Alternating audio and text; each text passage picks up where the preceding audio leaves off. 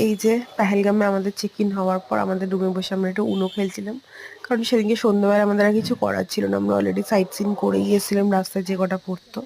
আর এটা তার পরের দিনকে আমাদের একটু লেটই হয়ে গেছিলো বেরোতে। আর এই দিনটা অ্যাকচুয়ালি আমাদের প্যাকেজে লাস্টে ছিল, মানে আমরা যে প্যাকেজটাতে ছিলাম না ওটাতে আজকে আমাদের লাস্টে, শুধু পেহেলগাম সাইট সিন বাকি ছিল। আর এই যে এরপর আমি দেখাচ্ছি হচ্ছে আমাদের হোটেলের সামনেটা থেকে ভিউটা। সামনে হচ্ছে লিডার নদী, আর যেখানে ওই যে মেঘটা দেখা যাচ্ছে ওখানে অ্যাকচুয়ালি বরফের পাহাড় ছিল, বাট ওটা তখন ঢাকা পড়ে গেছিল। আর ওই যে কর্নারে বরফের পাহাড় দেখা যাচ্ছে, ওগুলোকে আমি জুম করে করে দেখাচ্ছি, ওইখানে বরফের পাহাড়গুলো আমাদের রুম থেকেও দেখা যাচ্ছিল।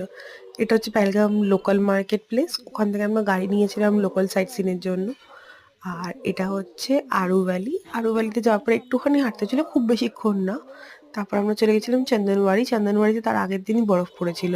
আর এতই রোদ ছিল যে পরের দিন আমার সেগুলো অনেক জায়গায় গলেও গেছে, গলে গিয়ে পুরো ব্ল্যাক আইসে পরিণত হয়েছে, যেটা মানে আর কি খুবই, মানে ব্ল্যাক আইসে প্রচণ্ড উল্টে যাওয়ার সম্ভাবনা থাকে। আর চন্দনবাড়ির একদম নিচে চলে এসেছি, চন্দনবাড়ির ওখানটাতে আর এই যে নদীর জলের ফ্লো, চারিদিকে বরফ, আর এই যে কাঠের এখানটায় না একজন উঠেছিল, ও দিয়ে পড়েও গেছিল। বেতাব ভ্যালিতে চলে এসেছি। তারপর আমরা বেতাব ভ্যালিতে যাওয়ার পর এমনি মানে ওখানে হর্স রাইড ছিল, বাট আমরা আর হর্স রাইড নিইনি, জায়গাটা অনেকটাই বড় ছিল, আমরা এমনি ঘুরে ঘুরে দেখছিলাম।